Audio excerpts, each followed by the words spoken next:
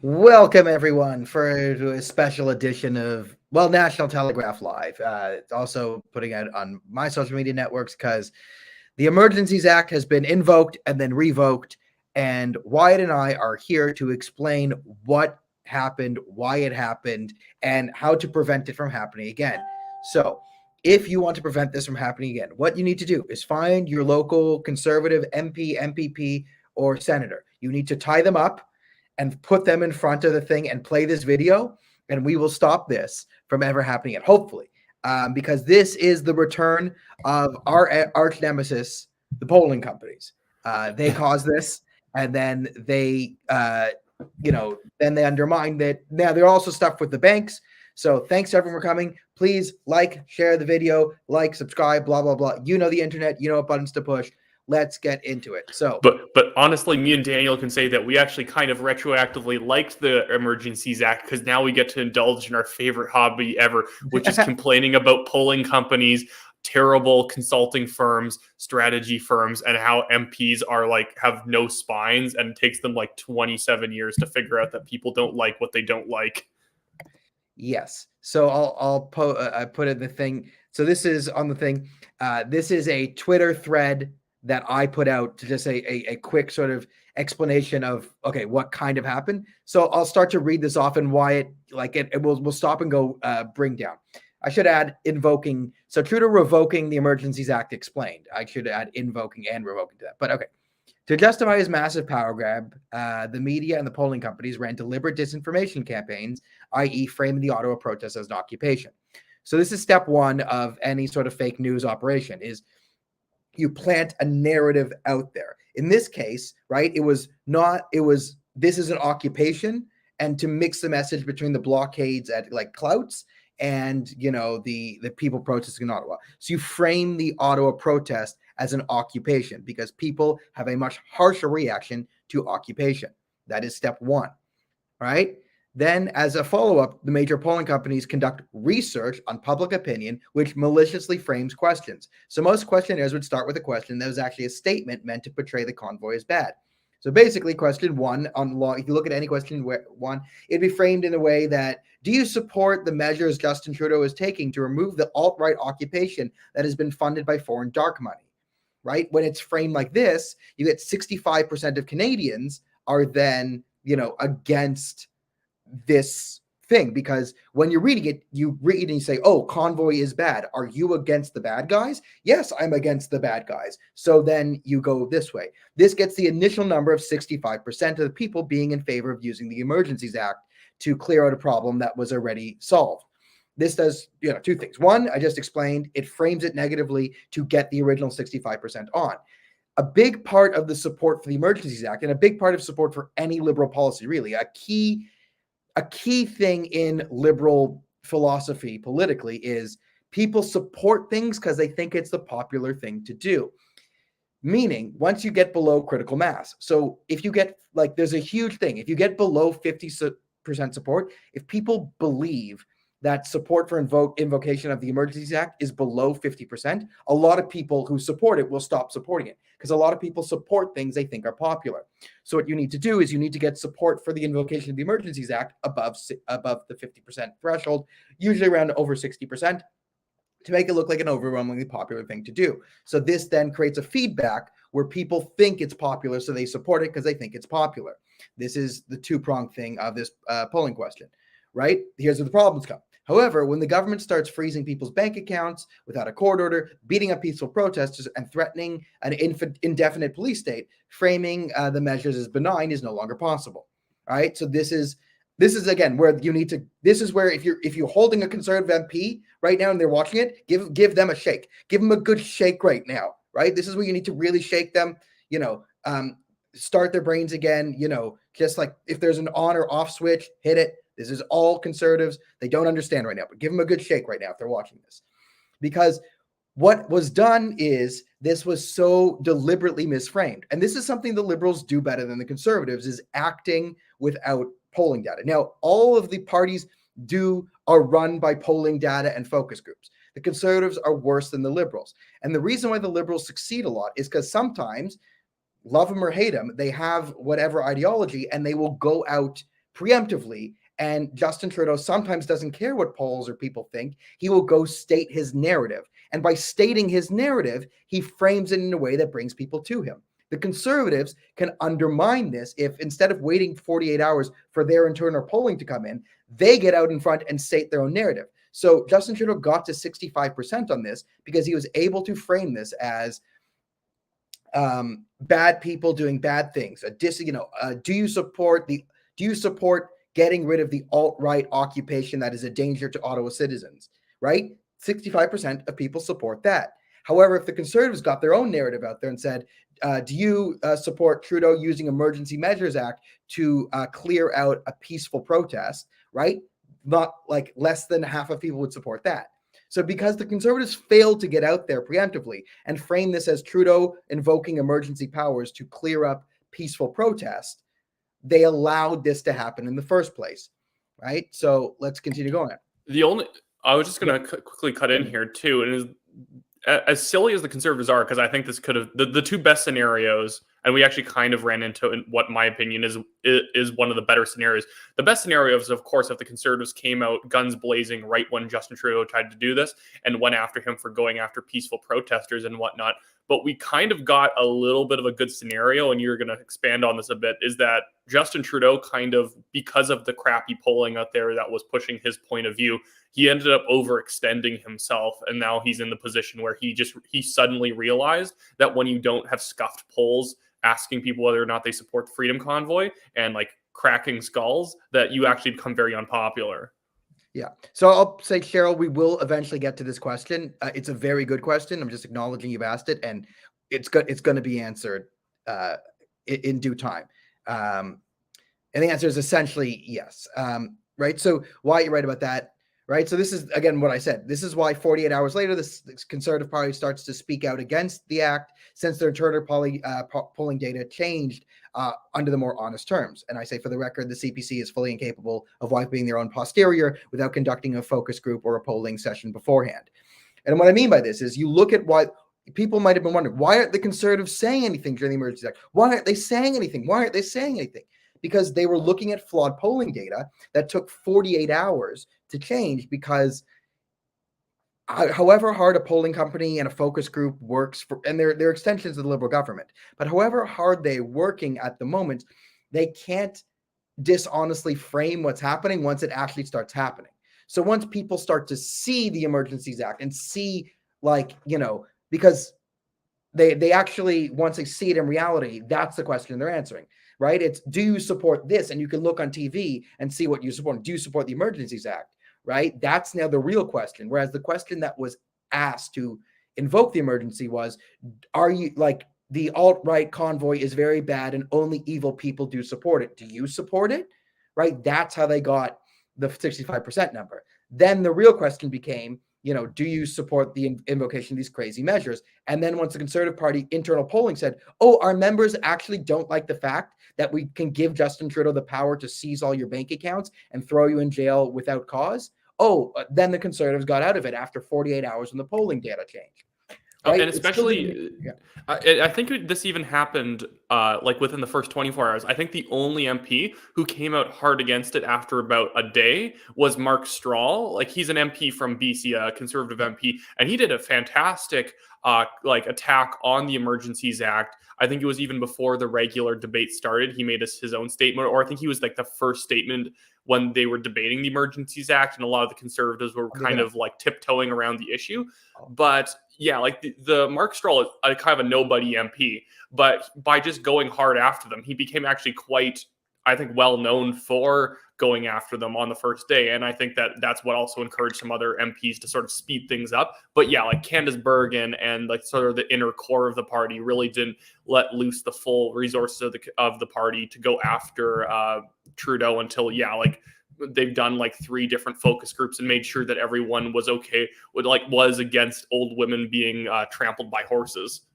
Yeah, that's the other thing. And for someone who asked on the update of the Iconic Cafe, I spoke to the owners yesterday. They're doing well. I sent them a message again today. Seems like they're doing well. and they have my number, and they were on Tucker Carlson. I know the Daily Wire is in contact, so I check in on them periodically, and they have my number in case anything goes crazy. I will be able to update you, but looks like so far so good on Iconic Cafe.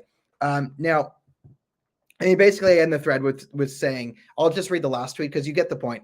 I say, look for the Liberals, legacy media, and polling companies to restart the cycle to justify Justin Trudeau moving some of the emergency powers into his everyday arsenal. So, yes, I'm predicting the people, Cheryl, who asked about the FinTrack being able to always hit GoFundMe and all that. Yes, they will start the new narrative up to start to take some of the powers they wanted here because they've realized that, hey, it's unpopular to invoke the Emergency Powers Act. And they did this, like this shows the hubris of the Liberals, is they know they're lying, they know they're manipulating the media, they know these polls are dishonest, so they manipulated people into agreeing with them, and then were shocked when people saw what it was actually happening, the truth, that they didn't come and support them. So this is the massive hubris of the Liberals here. And again, look for them because they very openly, Chrystia Freeland was cackling, taking people's money. Right, she was cackling like a mad woman, talking about completely destroying the country by taking away people's bank accounts without any due process, a court order, or even charges being laid. So yes, they absolutely want to be able to seize the money of any grassroots conservative fundraiser. They definitely want to be able to do this in the future. So they will be trying to move powers that are in the Emergencies Act into their regular everyday arsenal. They're already talking about increased social media censorship. So they'll want to blame the convoy on all the usual suspects: racism, disinformation or misinformation, dark money from America, right? They'll want to sort of continue this narrative, right? That the convoy was big and evil. So that people asking updated Iconic Cafe, I gave you the update. They're fine. They have my number. They are fine. I checked in with them yesterday. I checked in with them today. All good. They were on Tucker Carlson. So if anything crazy happens, they have my number. They said they'd call me, and I'll go live and get it out there. But right now, so far, so good at Iconic Cafe.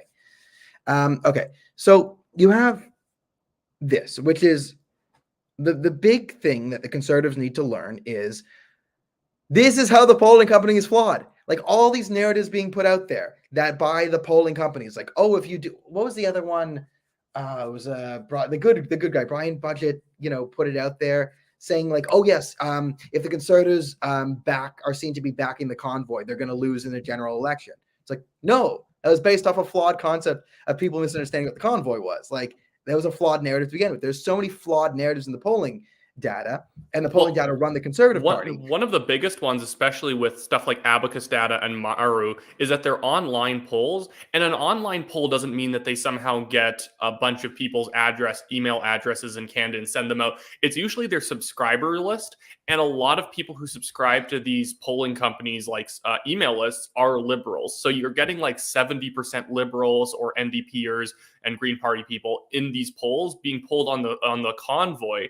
And there's not that many people who are naturally inclined to support the convoy. So what we're really just seeing is that if an election was held today and like 70% of the people who turned out were on the left, a lot of people would be against a politician who supported the convoy. And it meant really nothing. Online polls are notoriously bad. The methodology for who you get in a mix on an online poll is like incredibly poor. You really want to be calling people directly and being able to talk to them through polling questions. Online polls allow for nothing to be explained at all. It's just sort of giving you like the like you were saying, the narrative of these evil alt-right truckers are terrible people, yes or no. Yeah, it's like it was even worse than that. It's like these truckers are evil alt-right people. Do you support them? Yes or no? Or it's like they're evil alt-right occupiers and bad people support them. Do you support them? Oh no, right? So you have to be informed and be able to cut through the BS by yourself to answer it. And still they got 45 or 35% of Canadians, even under the dishonest framing, were pro convoy. And it's another thing. You were seeing some PPC people where like 40% of PPC voters were against the convoy. It's like I'm gonna say that that's probably not true. Yeah, I mean, I don't think you could find 4D PPC supporters in the country who are against the convoy, let Yeah, you alone get your 40%. membership revoked for being against it, probably. Yeah, that's the thing. So it just shows you how dishonest and poorly framed these polls were to begin with. That it had 40% of PPCers against the convoy when the leader of the PPC was literally at the convoy every day, promoting it. So It shows you how gullible Justin Trudeau is too, because I think that when he's seeing these polls, because he's not really the brains behind the Liberal Party, he sees these shocker. scuffed polls and he actually believes them, whereas probably other people within the party or people controlling the party, like Gerald Butts, probably look at this and they're like, even though he's sort of supporting them all the way along, he was the one who kind of started the backpedaling on Twitter, and he was the one always playing defense. He was never playing offense with the Emergencies Act, and it's probably because he understood that you actually need to sell this to people, and you need to do a ton of apologetics for any of the Canadian people to let this fly outside of like the hyper liberal partisans. Yeah, that's the other thing. So there's a lot of good things that kind of came out of this. If you're one, this was like watching Jagmeet Singh getting pantsed in the middle of the school assembly, which he totally deserves, right? Jagmeet Singh's up there supporting Trudeau. Oh, I don't like it, but we have to. Basically exposing that his party is broke, and that's why they can't have principles, because they're both literally and morally broke. So that was interesting to watch. And then 2 days later, the Emergencies Act is gone. After Trudeau's talking about needing it for 2 to 3 months or whatever. And, last night it was still, they were saying, oh, there's convoys parked outside and they still have trucks. The truckers haven't just disappeared from the face of the earth, blah, blah, blah, Yeah, blah, blah. it wasn't, I don't think it was like 36 hours ago since he said that, well, we need the Emergency Act still in place because they could go to Kitchener or something like that and take over Kitchener too. It was completely silly, but yeah, like all his posturing was not that I'm going to back off in a day or two if this all settles down. It was that this is here permanently to make sure that no protest I dislike ever takes place. Yeah, I think you probably have it's less than 36 hours. Justin Trudeau completely flip-flopped. So yes, this hurts Trudeau's numbers. Yes, this completely exposes Jagmeet Singh and Elizabeth May as utter moral cowards on everything, which is hilarious. Good for the Conservative Party and the Bloc for voting the right way. But what the Conservative Party needs to learn here is you cannot let these faulty numbers and faulty narratives run your party. As long as the Conservatives are controlled by liberal polling companies, and it's not like it's like a puppet. It's literally a prison of their own making, right? This is why we just have to liberate the minds of the Conservative MPs. And you think, oh, Pierre Poilievre has this problem too. That's why Pierre Poilievre takes 48 hours when something happens to decide what to say about it. I'm not accusing Pierre Poilievre of not knowing that Justin Trudeau becoming a dictator and freezing bank accounts is bad. I'm accusing him of being an absolute coward or CPC member in the sense that he has to check the numbers in his own party before he can say something. And he doesn't understand, and no one in the Conservative Party seems to understand, that these numbers are flawed. And they're an absolute trick by the legacy media and the lobbying companies and whoever it is, whatever you want to call the deep state or the deep province. This is the deep province, right? The problem is too. There's a lot of confirmation bias. If you put enough time studying a stupid policy, you're eventually going to find a way of sitting 12 people down in a focus group and explaining it to them in such a way where they'll really like it. Like, I think we both probably decently like Pierre Poilievre. I think he's a good guy and would make a decent CPC leader. But he was someone in 2019 when Andrew Scheer was not actually pursuing any sort of tax reform in the election, and he was just throwing up boutique tax credits. Pierre Poilievre was actually a big fan of the economic plan that the Conservatives had in 2019. And it's probably because he was influenced by a lot of focus groups where they can sit 12 people down, explain what the boutique tax credits and all these little things you get for like putting your kids in soccer and putting in energy efficient light bulbs in your house and how much you get off on your taxes for doing it. Yes, he was probably thinking, well, if we could sit 12 people down in a room and talk to them about it for 3 hours and they liked it, well, then we should roll it out in 15-second commercials on television. It just didn't work. But people are sort of in the environment that, well, the experts told us that this is how it works. And that's kind of the funny thing with a lot of conservatives now saying, well, we're against people just like citing the experts to push Trudeau's authoritarian plans, even though they also listen to the quote unquote experts. Yeah, and I was unaware. Like, if you have the names of conservatives who voted in favor of the Emergencies Act, post them in the comments below. We'll bring them up. Because Wyatt and I have been so crazy busy with everything happening the last 2 days. Even Michael Chong didn't vote for it, and I really doubt anyone else would have. Yeah, I mean, yeah. If you got the names of any conservative MPs who did support it, put it in there. I didn't see anything, but I am not perfect. I am just I'm only like 110% perfect, not 120%. Here's something else. Even in the polls that were released, even though the questions were scuffed, what you could probably also tell from it is that the people who supported the convoy really supported it. You could say that their excitement for their position was like a 9 out of 10.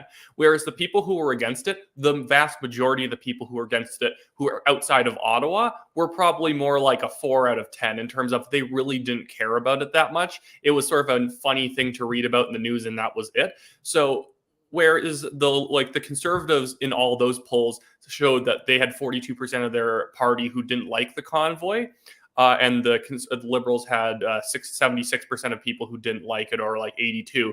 The problem is the 18 who did like it, and the Liberals were definitely sickened by their party, whereas the 42% of people who didn't like the convoy and the Conservative Party probably just had a couple of minor disagreements with it, but were overall okay. Yeah. Now, someone asking, can the Senate still vote on this? No, because it's been revoked. So they revoked it anyway to avoid the Senate striking it down potentially. I don't think the Senate would have stricken it down because, again, the Canadian Senate is absolutely useless. It's filled with far left activists. It would have probably passed the Senate. So I don't think that was the issue. Now, the other possible explanation for how this went sideways is the banks. What the Liberals did in the Emergencies Act caused a bank run and is more damaging economically than all the blockades put together. So worse for the country long-term than every single border being blockaded for a month is Justin Trudeau and Chrystia Freeland and David Lametti setting the precedent that we can seize your bank assets, freeze your bank accounts, your credit cards and everything without a court warrant, without any charges being laid at any time we want. This is terrifying. It's terrible for two reasons. Okay, so number one is, who the hell would invest in Canada? If you're an American, especially someone who voted for Trump or even has moderate right-wing views, you're not a Trump guy, but you're a Bush guy, like whatever, like you got a picture of Mitt Romney at your house. Who the hell would invest in Canada? Because the government has already set the precedent that if we don't like your ideas, just your ideas, even if you're peaceful, and even if you just contribute $25 to something we don't like, we're going to take all your money away like that. Now, remember, they didn't even have the power to do this under the Emergencies Act. The Emergencies Act doesn't give the government the right to violate your charter rights, and it didn't give the government the right to break up peaceful assembly.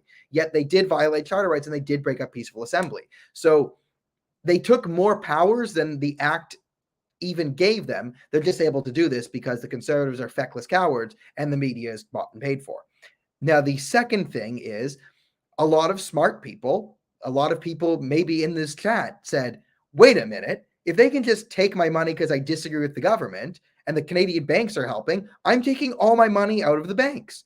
Because why would I ever put $1 in TD Bank if they could take it away at any time if I say there's two genders, or I say the carbon tax is bad for the environment, or, anyone who knows what an ESG score is, you're like, hell no, I'm not doing this. So massively, people started to withdraw money from the banks, which probably got the banks going, oh, damn, we messed up because we like money.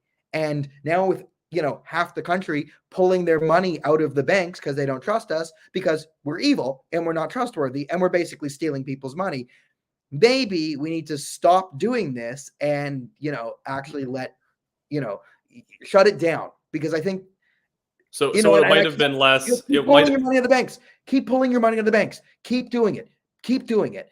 The banks are not safe for you. The Canadian banks are not safe. And we need to find your money is safer in your house, under your bed, or in a cupboard somewhere. It's not safe in the banks. If you're watching this program, odds, and you're not yelling at us in the comments section about Trudeau being right, odds are your money's not safe in the banks. And when people like you started to take their money out of the banks are just, oh damn, we're gonna not have any liquid. If we are literally attacking 50% of the country, and they're fighting back by taking their money out, holy whatever, we need to Oh, stop. it puts the banks under a really big strain too, because the thing is, they need a lot of people to have their savings in the bank for them to be able to put out loans. So they were probably in danger of not being able to actually give out any more loans because they don't have enough money if people were demanding their money back to pay people back.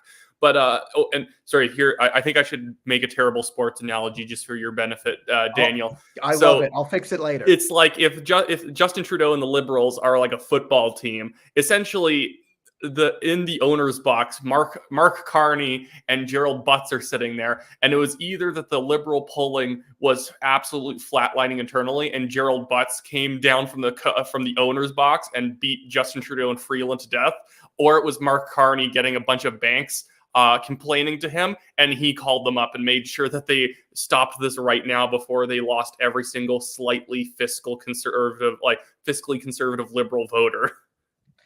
That's actually not a bad sports analogy. That's and also kind of what happened. And I think it's, yes, that's good. Justin Trudeau was the coach on the field, victories, but the owners are Mark Carney, and that worked out quite well.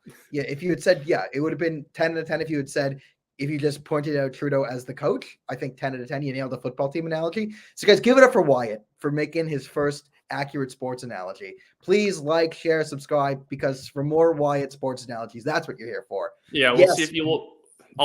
I give myself an 8 out of 10 on that one. I don't even know if there's owners boxes at like there are stadiums. owners boxes. Don't there we go. There is an owner's box. It's a thing. You nailed it, buddy. You absolutely nailed the sports analogy. I'm so proud of myself right now. I am too. I am like a proud father. Okay, so yes, these are like the reasons. The two major reasons are, and I think they're both true. I think it's panic within the bank, because they're evil and people are realizing and saying, my money is much safer in cash in my pocket or under my bed or buried underneath my whatever. And like, yes, you don't get banking interest, blah, blah, blah, blah, blah, blah, blah. But the government can't seize the cash in your mattress, which they are planning on doing. It's people invest. Yeah, people are talking about invest in gold and silver.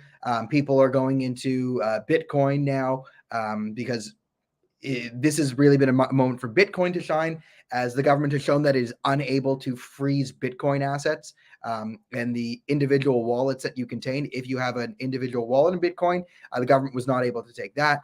So if you don't understand Bitcoin, I'm not advising you to invest in it if you don't understand it. Like, I'm not the guy to go to for Bitcoin advice, but it's shown that, take your money out of the banks. Bitcoin, gold, silver, all these different things will have a much bigger role to play going forward.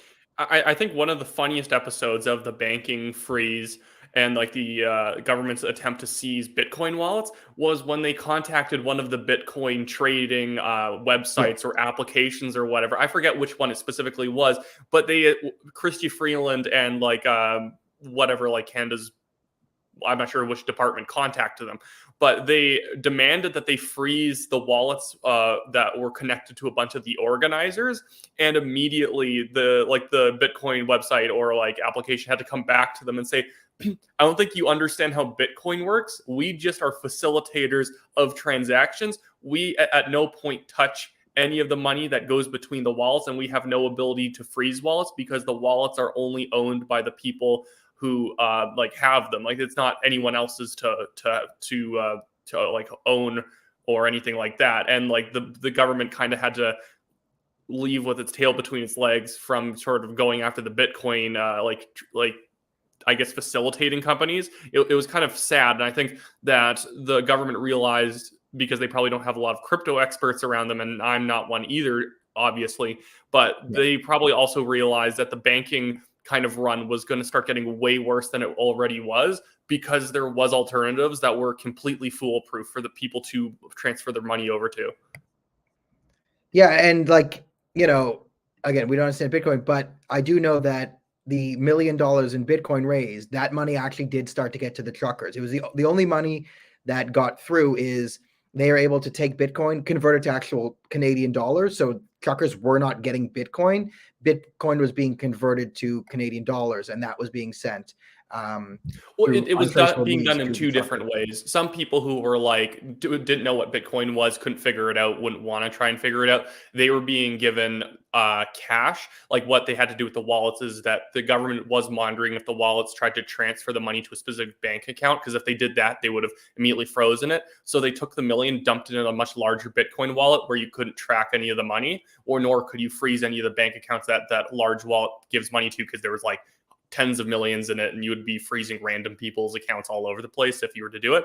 But with some of them who understood Bitcoin, they were going around with envelopes that had instructions and QR codes inside of them so that they could set up their own wallet, scan it, and get $8,000 immediately. I saw a live stream of someone doing that where they were just live streaming in the cab of their car, and one of the Bitcoin guys came up and gave them the envelope and all the instructions. Yeah, so I mean, win for Bitcoin. We should put it out there that the Bitcoin fundraising was the only one that penetrated the government's defenses and actually got to the truckers. So the original 10 million on GoFundMe, only 1 million was released. That was then frozen by TD Bank. It was supposed to go into a lawyer's escrow account. TD agreed to that, but then backed out. So it never really got to the truckers. And then the Give Send Go was frozen by Doug Ford and all the other shenanigans. So that's just the update on how the financing got there. And this is the government severely miscalculating, because the government wants a fiat currency, and I think this trucker exposition is probably the greatest exhibit that, like, the banks, the World Economic Forum, the international central banks cannot be trusted.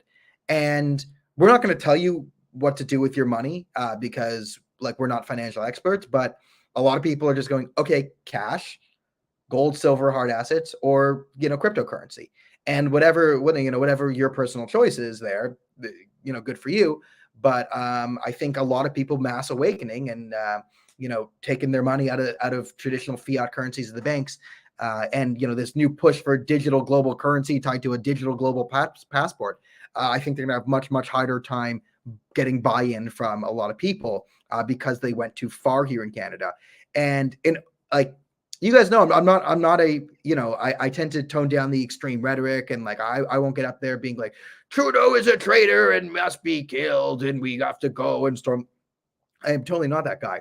However, with the bank freezing assets and Justin Trudeau and Christopher Freeland, in order for the good of the country, need to be put on trial for crimes against the charter and violating this, in my opinion. I'm not saying kill them with treason, but there needs to be a criminal trial with some actual consequences for Trudeau, Freeland, probably, maybe the big five, Mendocino, Bill Blair, and David Lametti.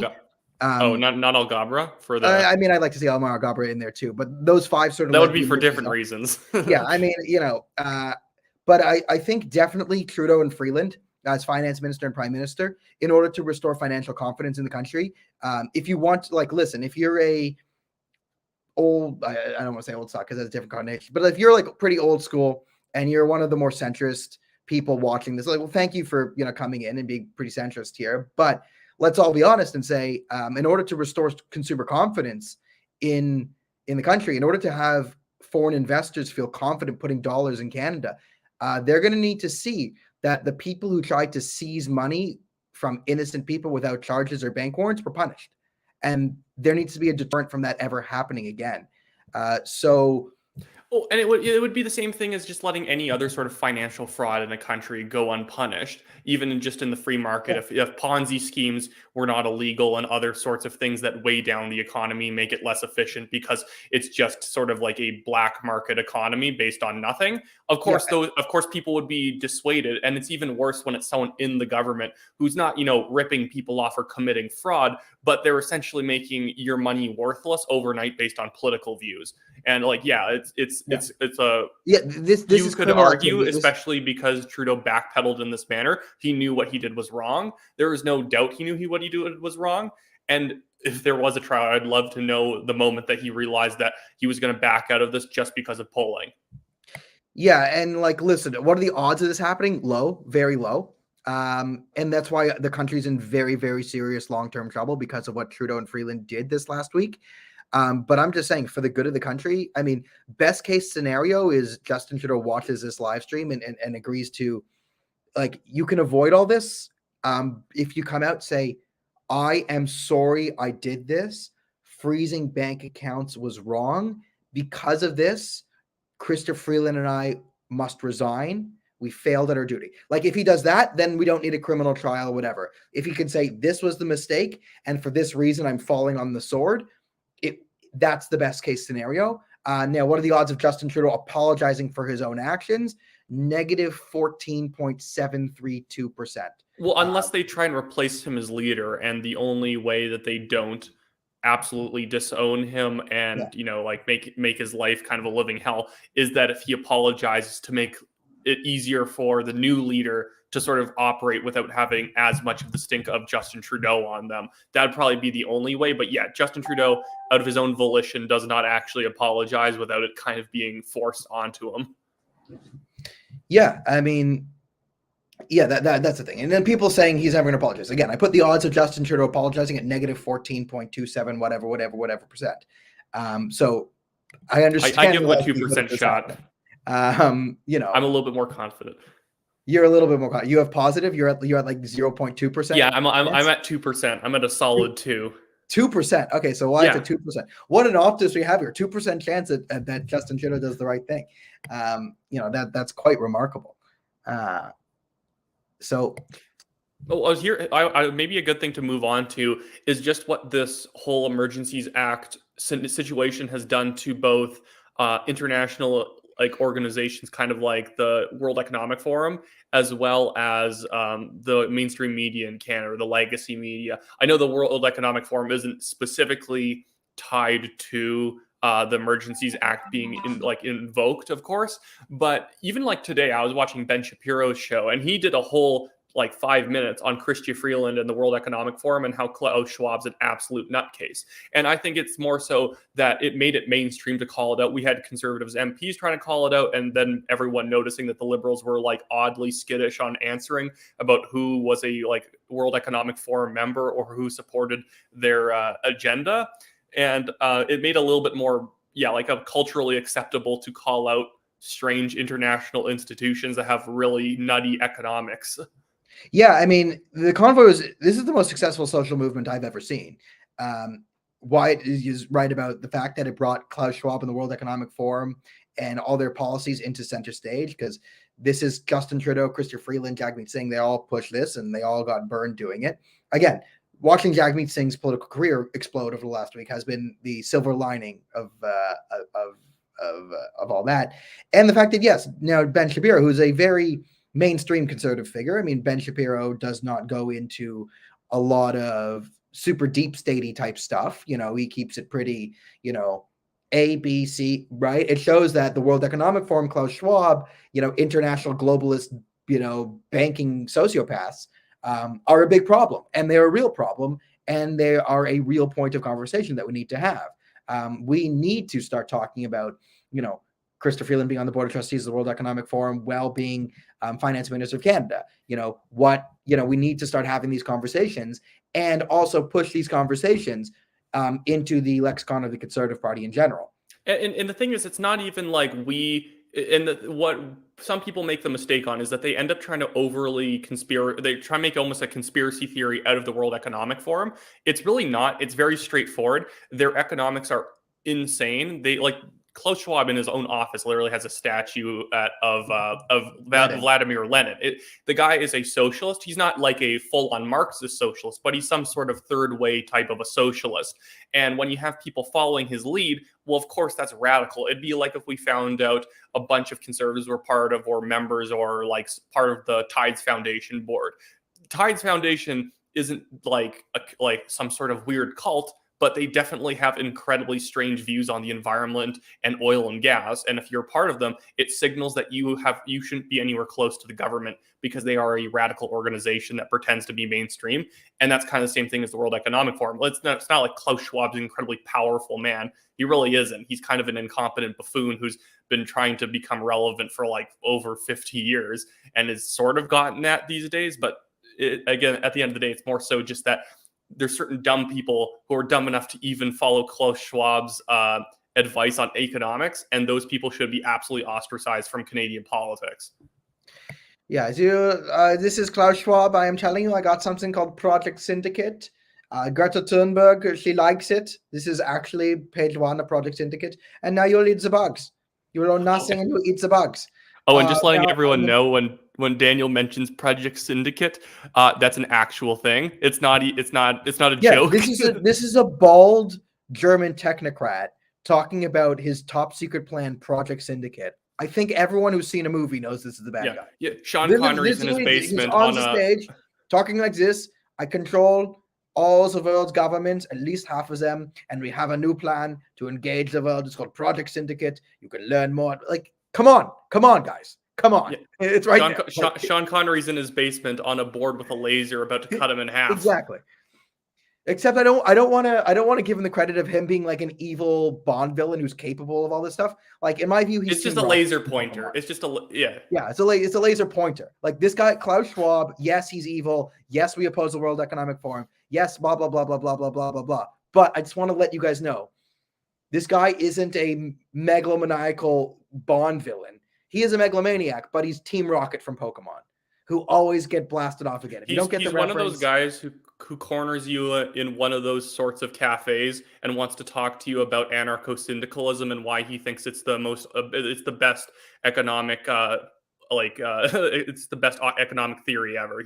He's one of those people on Twitter who's making like American presidential again. Wyatt lives in a different world than you. Wyatt is the type of guy who gets approached in public to get talks about anarcho-syndicalism. Most people are not that type of people. So yeah, that's. I like this one. He's Swiper. Yeah.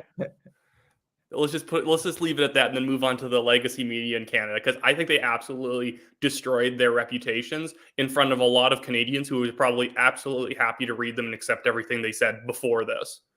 Yeah, I mean, so this is more good news. Is the legacy media has taken a huge hit, and hopefully a lot of now again.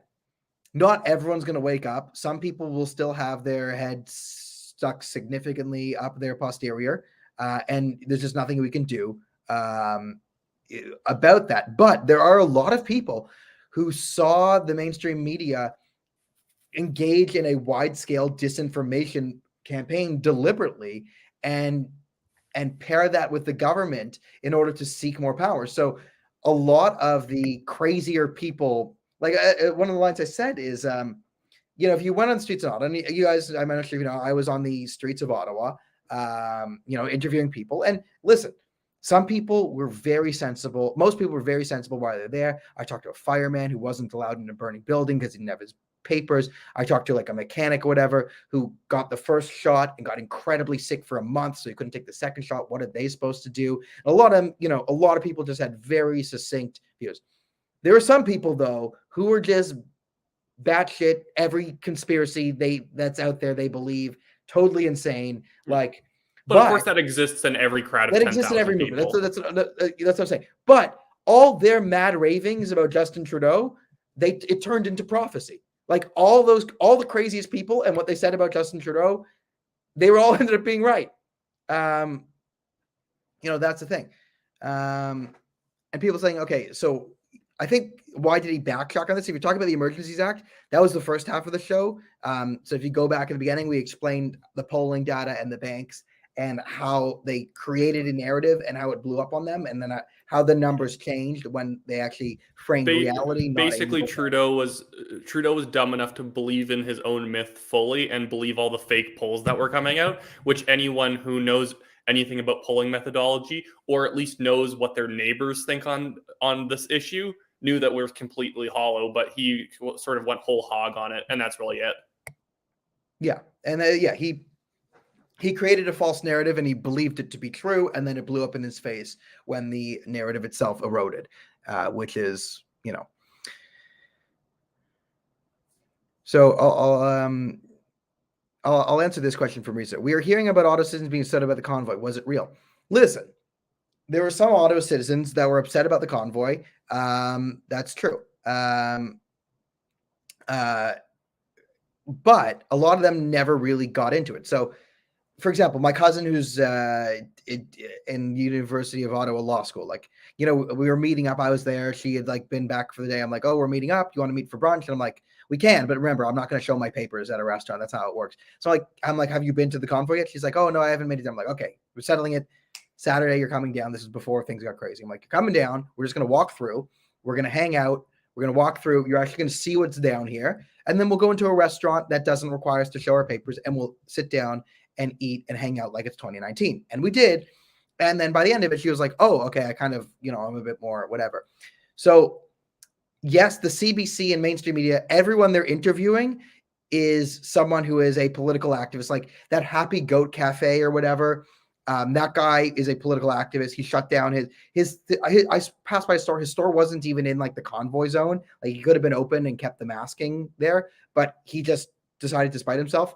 And there are a lot of businesses that just are run by leftists. So they believe the narrative that it was a bunch of neo-Nazis out there who were going to destroy you. I think they actually expect that that Mayor Jim Watson or the federal government or the provincial government in some way is going to reimburse them. So they're trying to take this political stand to smear people that they hate, while also thinking that they're going to get a big payout at the end of this. And so that they didn't really care if they didn't make any money. But yeah, like that was the thing that was kind of gross about it. Like even then, most of the convoy was in areas that were not residential at all. Like you had to go a couple blocks away before you really ran into any apartment buildings. And yeah, on the first days, the honking might have been slightly annoying. But if all your windows are closed, and they would have been because it was like extremely cold, it wouldn't have been exactly something that was keeping you awake at night, especially because the honking usually ended around like 8:30 at night. There wasn't really much past 10 at all. But everyone was claiming, like, I couldn't sleep. Like, you could settle down. No one's honking the horn at 2 a.m. That would have been a gold video to get of honking still going on at 2:30 in the morning, but you could never find it because it wasn't happening. Yeah, I remember there's one time where Travis, what's his face from CBC, put out a thing like, "Oh, it's deafening in Ottawa, honking, can't sleep," and I'm like, "I'm downtown Ottawa right now." Like, show the video. It was like, it's like, yeah, Travis, get on your balcony and show the video right now. Yeah, it's like, yeah, do it. Yeah, like live stream, show it, like put it out there, live stream. So say, look at it. It's midnight. Look at these crazy truckers. Now so you have the blade to the convoy's neck. Just take a swing. Do it. Kill me right now. And they won't do it. They're the most merciful mainstream media journalists ever, supposedly. Yeah, and now I will say there were some nights, like the last Saturday, that was a total party after Doug Ford declared an emergency. That was like, no. F you all. We're partying all night long. We're setting off fireworks. We're going to be annoying. We're violating the honking order. Like there was one Saturday, the last Canada Day was just like, no. That was like all night party. Like we're doing it. We're honking. We're going crazy. And for context, Canada Days were like Saturdays or so whenever the large crowds showed up from people who weren't able to be there all week. Yeah. So, I mean, again, people, I see they claim the decimal level was harder to the eardrums. Absolute, like what silliness. Like, thank you for I had a guy call me up. Right. I had a journalist literally call me on the phone, and then he said it was akin to torture. He said it was somehow akin to some sort of like torture, and he was citing international law about if you deprive someone of X amount of sleep, then you're torturing them. It was ridiculous. Yeah, I mean, it was silly. Yeah, and again, this is the narrative they tried to build. So every angle that was anti-convoy was pushed to the max by CTV Global, CBC, and the rest. Right? This is calling it an occupation. Right? If you saw, it's like some people are calling it an occupation. Then they got someone to say, "Do you agree it's an occupation?" "Yeah, it's an occupation." Now they go, "Oh, the occupation in Ottawa," right? So that's kind of how they started it. Like they started with the name. They're like, some people are saying this, right? But it turns out they're not that. So that's where a lot of it came from, is self-created narratives, which is what justified the Emergencies Act to begin with. But a lot of this falls apart, and you can only do this so much. Once people actually get in and see what they're doing, it takes all the framing out of it. Then they look at the question for really what it is, and it turns out it's more popular on the conservative side, which is why, if there are any conservative MPs watching this, if some of our followers literally tied up Pierre Poilievre and forced him to watch this, I am telling you, you have the power to affect the polls. if you get out when things are happening and you frame a narrative that is positive to your political position, more people will support it. But you never do that. And the Liberals and NDP, they do that, which is why you're always playing catch up. No, yeah, and that was the sort of the ridiculous thing of the media coverage as well, is that they were always implying that this was incredibly unpopular with everyone, yet you could actually never get large groups of people to say that they disliked it in Ottawa. There was always like only scanty evidence around that people didn't like it. I think the government ramping up and constantly getting more aggressive kind of cued a lot of people into, well, I haven't seen any burning buildings yet, but I keep seeing the government act like there's burning buildings. And that's what probably alienated some people. There were a lot of locals who came down. I noticed a lot of locals coming down to support. And when I made a point of going out into outside of Truckistan to sort of talk to people. And yes, I ran into one woman who's hardcore against it. And there were some lefties who were like, this is torture and blah, blah, blah. Yeah, okay. But you're like in like one of the most left-wing cities in the country. Most people are just like kind of like, oh, what's this about? And then like when you explain, well, they want to basically take the country back to 2019, where you can just go into a restaurant and sit down and be done with all the COVID nonsense. People are like, oh, okay, yeah, I get it. Okay, yeah, good luck, man.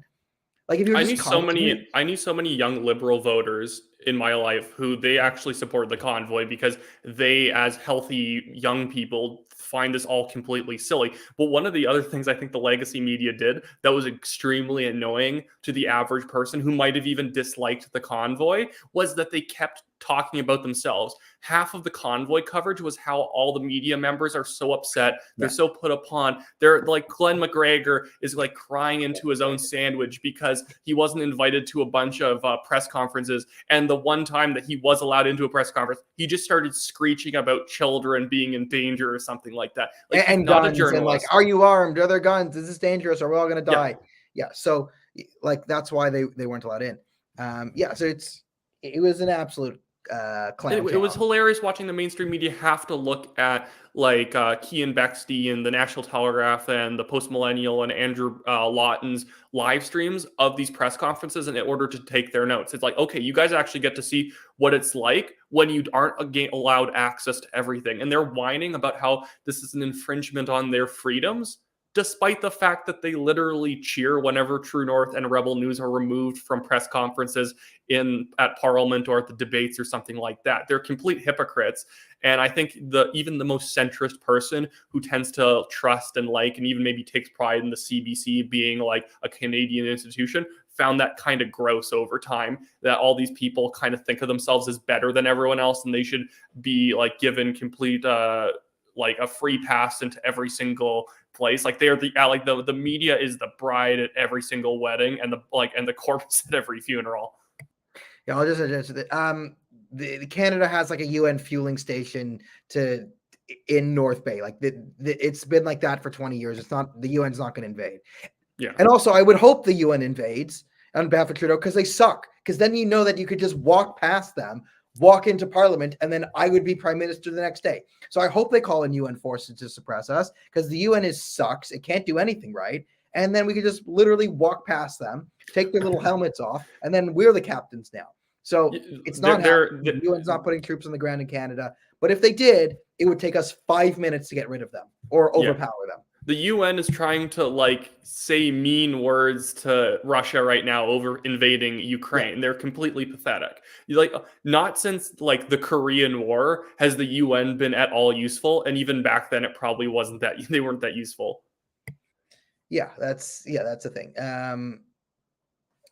People ask, who do you think the guys in the front were in the green uniforms? Those were the Quebec police. So the guys in the green and brown uniforms, they were Quebec police. They had all their badge numbers covered up, but they did have Quebec badges. So the guys in green uniforms, they were Quebec police. They were Quebec provincial police, I believe. That's what they were. That was another thing about I think you noted this when you were live streaming in Ottawa, around when the militarized police were going around cleaning up peaceful protesters. They were giving legacy media camera crews all these special places to stand to get the best shots of them from behind, so you couldn't see them hitting people on the head of clearing out protesters. Yeah, And like, it was like no one it was questioned it. something I'll never forget, like seeing and filming, let's say, the last stand of Wellington Street as they got pushed back to Bank and they were on top of a snow hill. So there's a couple of moments where it was like, it was so inspiring and heartbreaking because you're watching peaceful protesters tell the cops, we love you, we forgive you, we're here for freedom, peace and love, and then just be beaten and pepper sprayed. But as these people are getting pepper sprayed, well, they're coming out of the line and like half of them are coming out smiling, they're getting water poured in their eyes, and then just start singing the national anthem. So as they're beaten and arrested and pepper sprayed and just abused, they just stood their ground peacefully and just kept singing the national anthem and said, I know you're trying to bait me into violence, but you can't bait. No matter what you do, I'm not going to let you win. I'm not going to throw a punch. And then just sing the national anthem in total utter defiance. So that was one thing. And then the other, I'll just tell you the point is, us mainstream media, alternative media, we had to be behind the protesters, getting footage, risk getting pepper sprayed or beaten yourself, like Andrew Lawton did. Whereas the mainstream media, somehow they got behind all these barricades and they're watching things happen and they're just waiting for like someone to get picked off and they get a few clips here or there to make the protesters look like they're violent, right? They got this prime position behind the police lines, and they weren't consistently filming like, we're here getting what's going on, all the live coverage. It was like, no, we're just waiting here. Okay, this doesn't fit the narrative. Abuse of police, a peaceful protest, abuse, like this doesn't fit the narrative. Oh, what is something that fit the narrative? Ding. Okay, back. So it's like they're pretending like it's still the 1950s where it's incredibly difficult to get any footage. So you get maybe the best 20 seconds and that's what you're going to put on the television, and the news hour is only literally an hour and that's it for the night. But when you're like, I remember so many mainstream media journalists, especially Glenn McGregor and Mercedes Stevenson and all these sorts of reporters, criticizing Fox News from coming and actually doing a good job. At one point, they criticized one of the Fox News female reporters' outfits, and they're like, "Oh, look at this gauche American wearing a red jumpsuit. Like, oh, I can't believe they're live streaming what's going on at the Freedom Convoy and like talking to truckers. Oh, all they're going to hear is a bunch of racial epithets and other things. We don't want to disturb our sensitive viewers' ears." The CBC literally spent more time covering Fox News, covering the convoy, than covering the convoy. That's how it was just like it was inherently bad. Oh, I can't believe Fox News is here. They're probably going to invade Parliament. They're probably going to like. It was so silly, and even today, and I think honestly, the Senate hearing yesterday was probably what kind of put one of the final nails in the coffin for Justin Trudeau, because the Liberal senators, and I know there's no Liberal senators, they're like non-affiliated or independent Senate. They're Liberal senators. They're all liberals, though. Like, they're actually probably even more far left than most liberals, but they're like nonpartisan or something like that. And the media always treats them like, ooh, Justin Trudeau appointed another nonpartisan centrist senator because he put them in the centrist caucus, even though they're like redder than Mao. But the senators last night, if you watched any of the footage, I was watching Viva Fry's stream, and it was really good. And everyone should really subscribe to him on YouTube. But the senators were just like screaming about how people were being threatened and beaten, and how we almost had the Capitol get overthrown. And they weren't even just referring to the convoy's protest as a occupation. They said it was a siege. I'm like, I didn't see the battering rams, but I guess they were really well hidden. They just had to play this thing. We're pretending that like the convoy is going to break down the doors at any moment. The convoy didn't block any streets. There's always a lane open. There were streets blocked, but they were blocked by the police.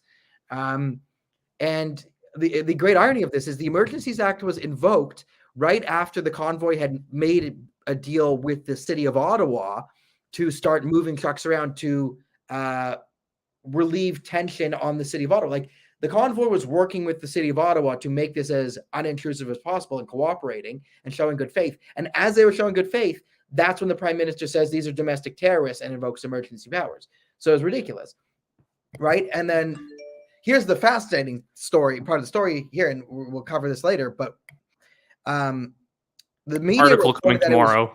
I'll give you a spoiler, but the media, it's already, the information is already out there, so we're just aggregating information.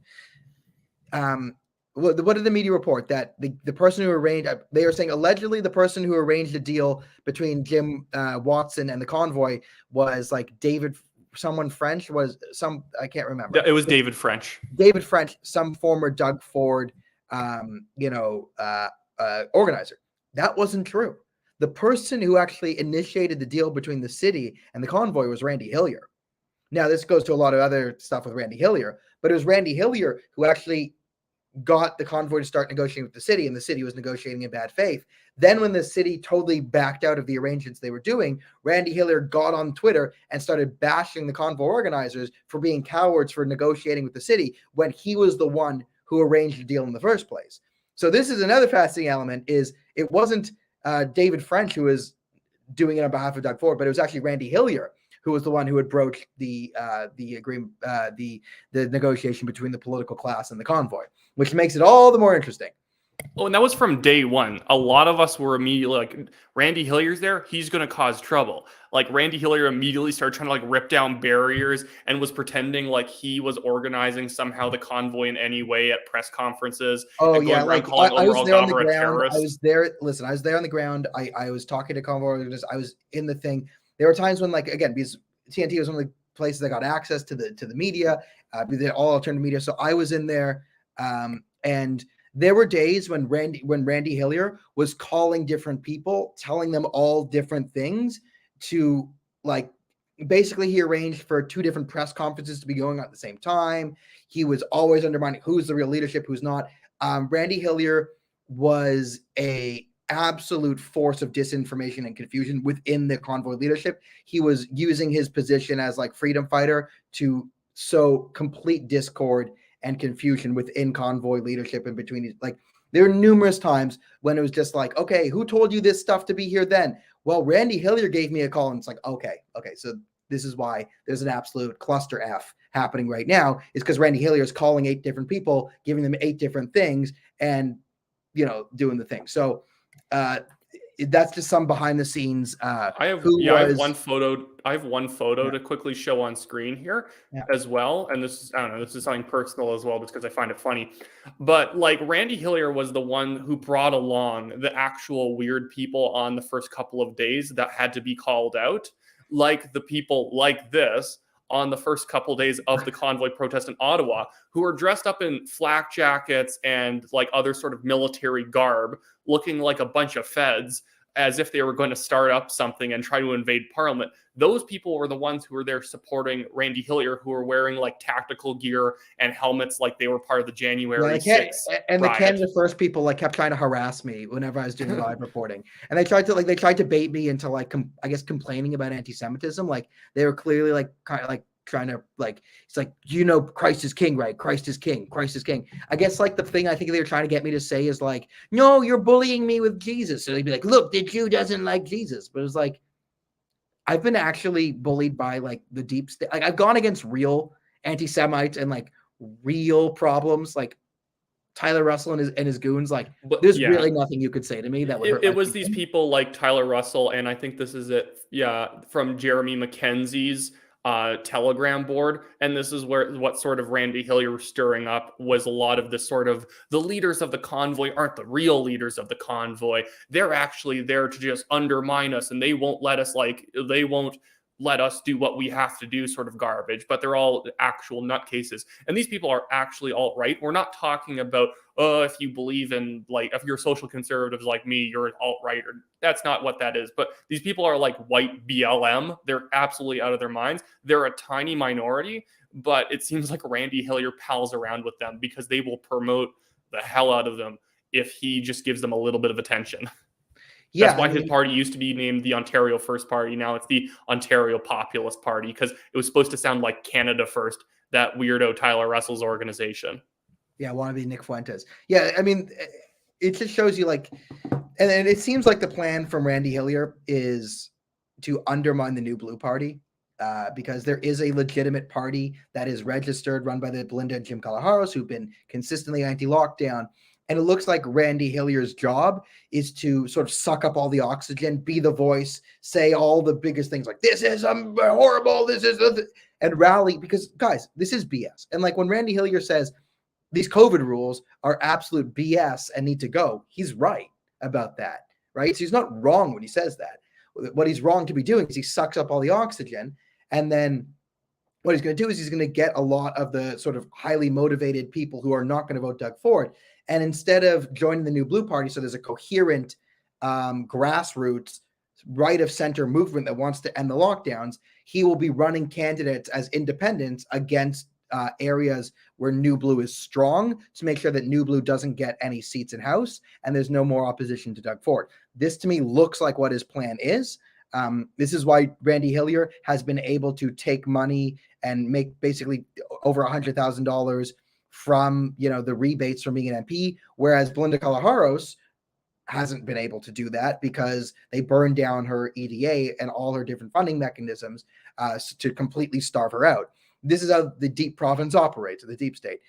If you are getting hundreds of thousands of dollars or lots of money from the political parties and the political establishments, you're not anti-establishment. If you're doing something that forces them to take all the money away from you, like Belinda Kalaharos did, then you're probably anti-establishment. So that's a good indicator there. Sorry this guy got into the sort of the Randy Hillier is driving us crazy show, but we can only these are just this is what I saw on the ground. It's the frustrating thing about the interview with Andrew Lawton. You can look that up. It starts at like the 12:30 to 15-minute point. That's what we're doing. And I think we'll do like maybe one more topic, but we've done over an hour here, so I think we don't want to drag this on too long. Well, let's maybe talk about what's going to happen with Jagmeet Singh and the NDP now that they've essentially backed Justin Trudeau, which was going to absolutely destroy their polling, yes. But they don't get absolutely any of the benefit of going after conservatives because it ended as soon as it started. So they don't get to show their base that they're strong against those conservative fascists out there at the same time that their working class trucker base doesn't trust them at all. Yeah, I mean, the absolute implosion of the NDP is the silver lining here. So whatever bad happens, just know that Jagmeet Singh destroyed the NDP. And if you've been watching the show or my show for a few years now, you know that Jagmeet Singh is one of my favorite people ever because I hate the NDP. And who could undermine the NDP better than Jagmeet? So thanks, Jags, for doing all the great work you did by supporting Trudeau's dictatorial powers and then having him take him away 2 days later. Yeah, and reluctantly doing it was the key word because he was tiptoeing his way into it and saying, well, I don't want to do this, but I don't want to face an election. So he looks like a weak socialist authoritarian. And then that immediately died off 5 seconds later when Trudeau revoked it. At least Trudeau, to his own base, got to look like the big strong man who is going to go and beat up those conservatives. But Jagmeet's just the limp-wristed one. I just saw this on Twitter from Tom Marazzo. So Tom Marazzo says, my bank accounts have been unfrozen now that the Emergency Act is over. Tomorrow I'll be closing all my BMO accounts after withdrawing my money. So Tom Marazzo, who I know had his accounts frozen, and they even threatened to freeze his ex-wife accounts. They've been unfrozen. I will find about other people. So according to Tom Marazzo, his bank accounts have been unfrozen. So that's good news. It looks like the banks kind of realized, no. But good for Tom for taking all his money out there, and good for him for being a good guy. Any Canadian bank that markets itself on the fact that it was the most lenient when it came to freezing bank accounts is going to be the bank that wins out of all of this. Yeah, it's like if there's one bank can say, hey, we never froze accounts and we never will, but this is massive problem. Lawsuits. Yeah, once that money from the Gifts on Go gets freed up, and it might be a lengthy legal battle, but once the convoy gets their money, the truckers will get paid, the people who did it, but there will be enough money in there for lawsuits. And I would tell anyone, listen, yes, the truckers getting the money, that's what you gave for. And yes, they said they give it to veterans, but I would say part of this is making sure that this never happens again. And if you gave money, I would counsel you that it is going to go, they're going to give it to the truckers.